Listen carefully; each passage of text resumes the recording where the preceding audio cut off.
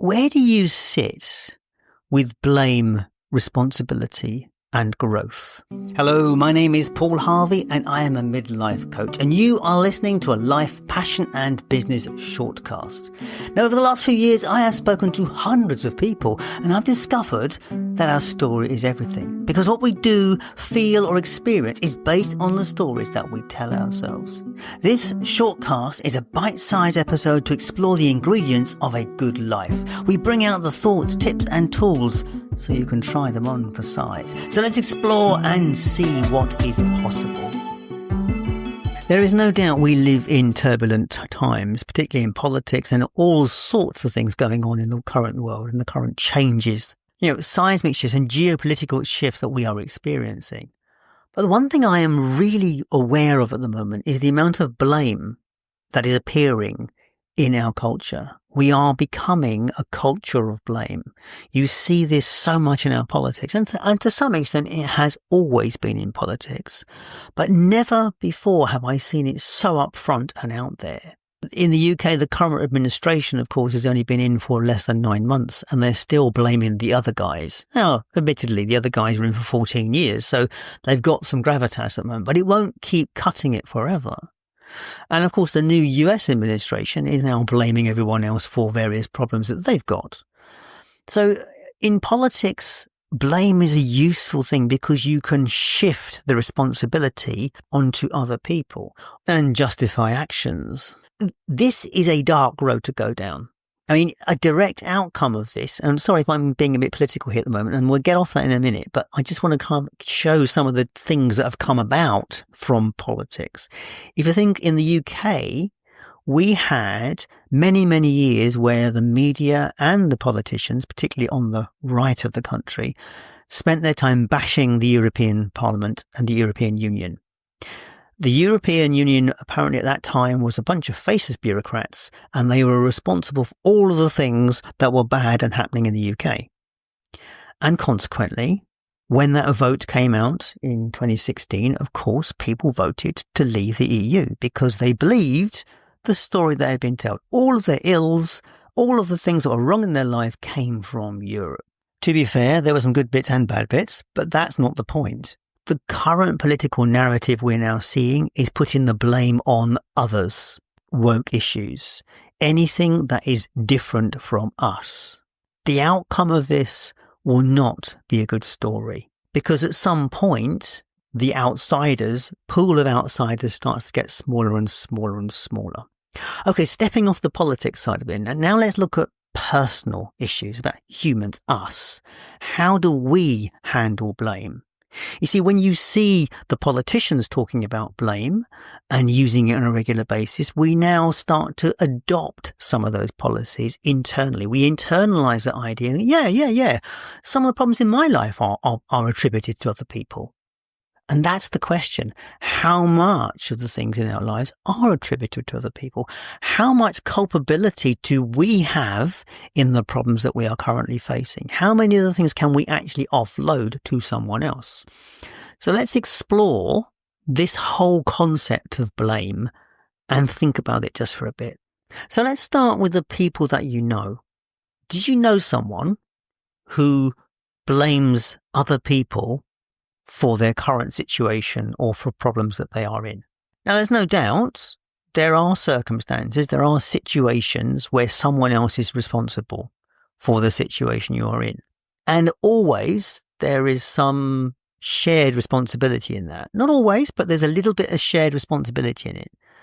And what we always find is that some people are very happy to shift all the responsibility to one side or the other.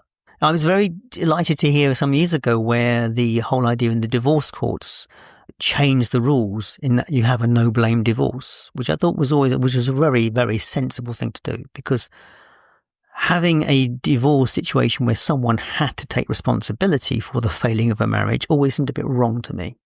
But anyway, I digress slightly. So how do you feel about someone who chooses to become the victim and always finds someone else at fault for their current situation? Do you trust them as someone who would be a good friend or good to do something with? do you think they might blame you if things went wrong around them? Interesting, isn't it? The thing about when you meet people who are constantly blaming others, it does lead to distrust on some level. So what is it about? Why are we so quick to blame other people? Why are we so quick to pass the blame off?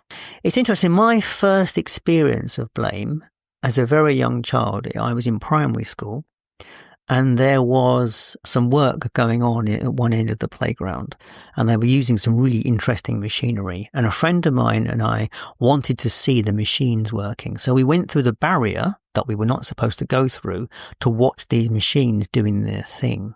And of course we got caught. And I was adamant that it was not my fault. It was my friend's fault. He was the one that told me to go through the barrier. And I was told that I had to share this responsibility, and I'm quite capable of making my own choices, and I was. But for some reason at the time, I was determined. I didn't want to get into trouble for making the decision. And I can't remember much more about it, but I do remember how bad it felt at the time. Out of interest, can you remember the first time that you deferred blame for something? It might be interesting just to consider it, because it is funny in some respects, isn't it? So what is this about? Why are we doing this? What is blaming someone else about? Well, it's interesting. There are several factors in this one when you look at the psychology of blame.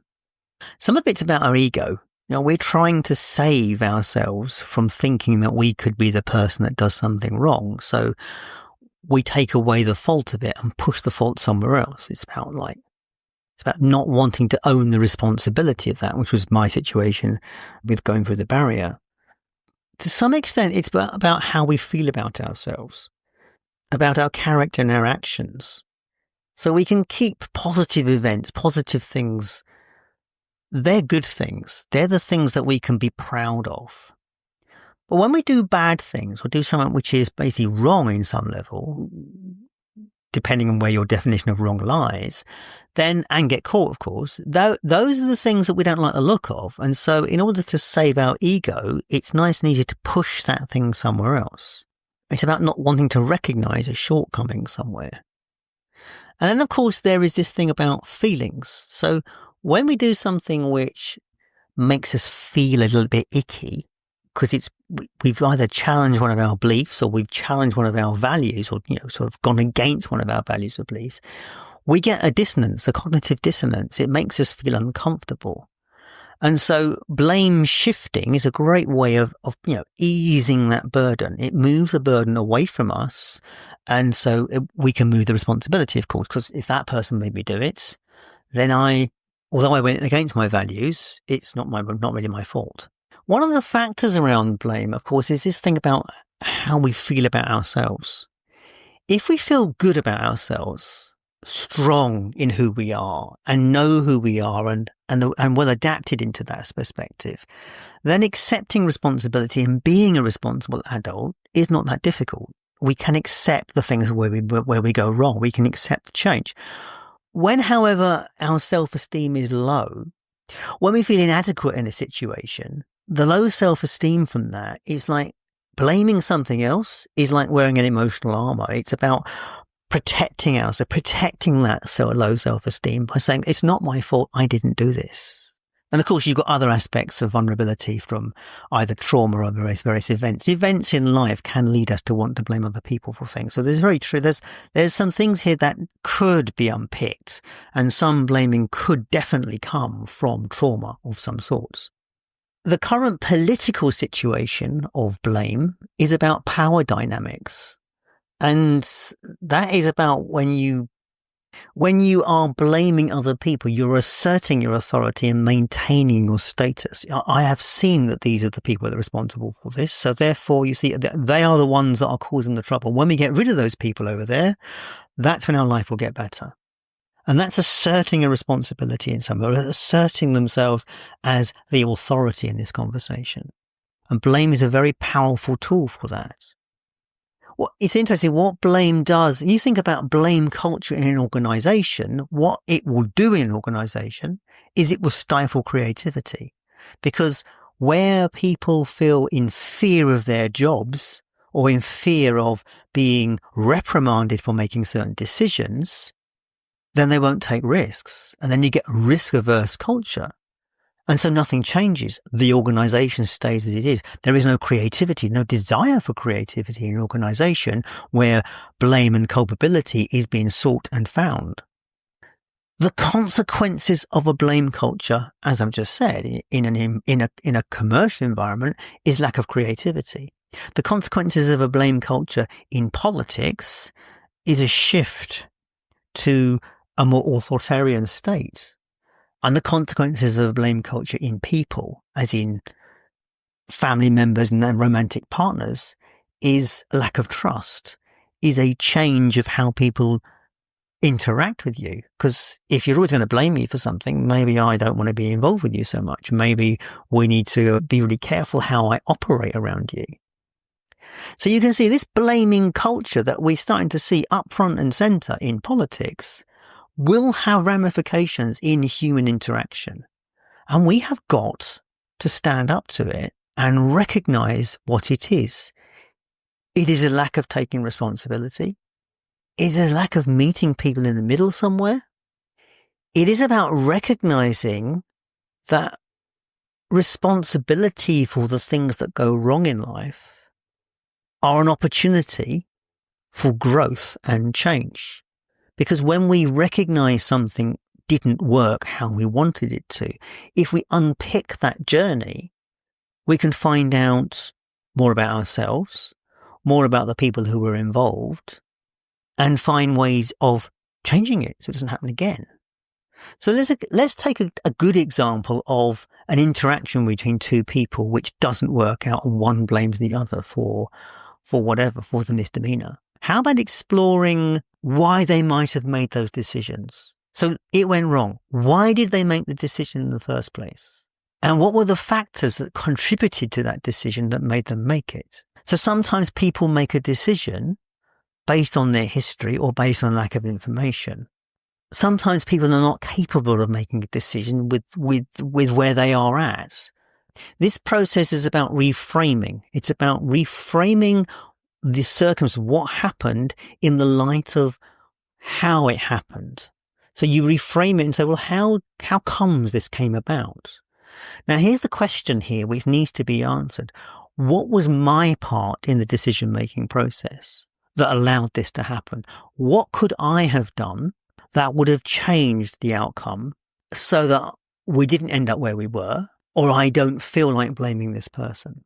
This is fascinating stuff to explore, and sometimes, if the stakes are high, it's never easy, that's for sure. Like all these things, it can come back to mindset and to this idea of mindfulness. When we can seek to understand and explore from that perspective, then the need for blame often disappears. One of the biggest factors about blaming someone else is it makes you, the blamer, the victim of the situation. And now let's consider this. There are very few situations, admittedly there are some, personal attack or physical attack, violence, those sort of things. Yes, the violence was precipitated upon me. The other person is responsible. So there is a blame factor in this. True. But in most situations that we find ourselves in, particularly here in the comfortable West, the person we are blaming did not do it deliberately to make you the victim. They didn't go out to make this thing happen in the way that it did. Yes, it can be negligence. It can be a variety of reasons why they did it, but it wasn't premeditated. And that's the difference. When we can see that there was a journey here somewhere, that there was a series of events that created the outcome, and it wasn't deliberately directed at us, then maybe we don't need to blame people. Maybe we need to tell them that they have a responsibility and that, hey, could we have done this differently so we didn't end up here?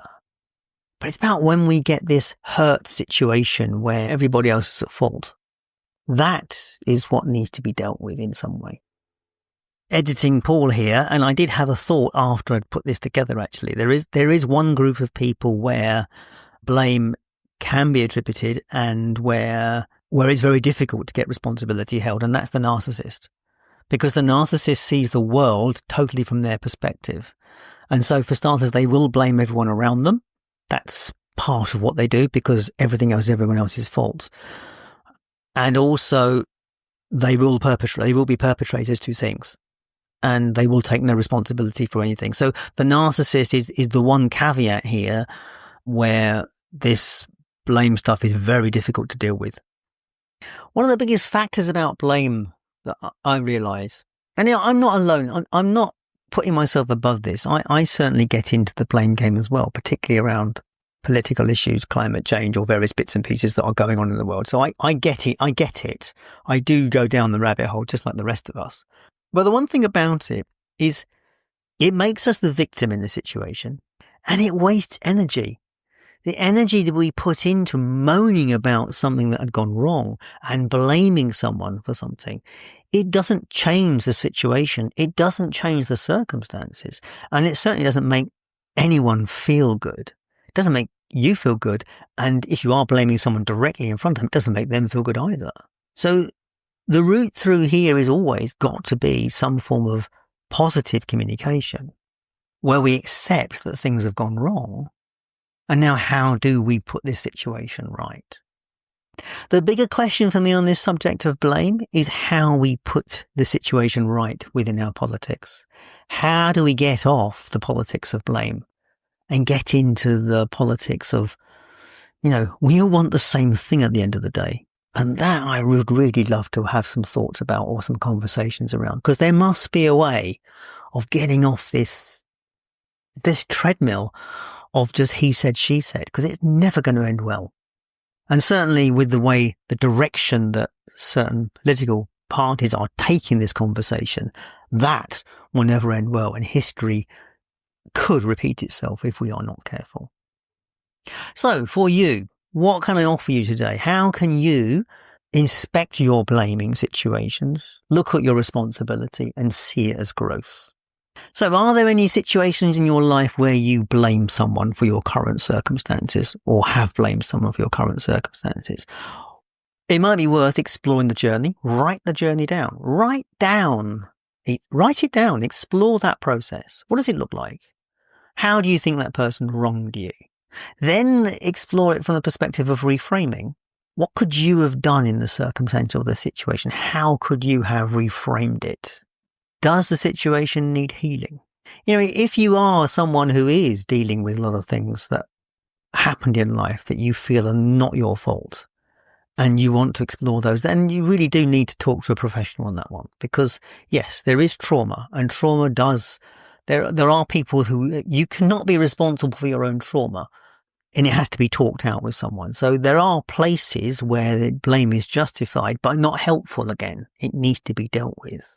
But if we're talking about the normal run-of-mill life, work situations, family situations, then it's about working it through. It is about seeing how you can reframe it, seeing how we got to this position, and exploring the options around it. Because when we can be the responsible adults and accept our faults in any situation and express that to someone who we feel let us down in some way, when we can do that, that is when we get to experience, that's when we get to build relationships. That's when people learn to trust us, and where blame kind of becomes irrelevant. Because at the end of the day, it is totally irrelevant emotion.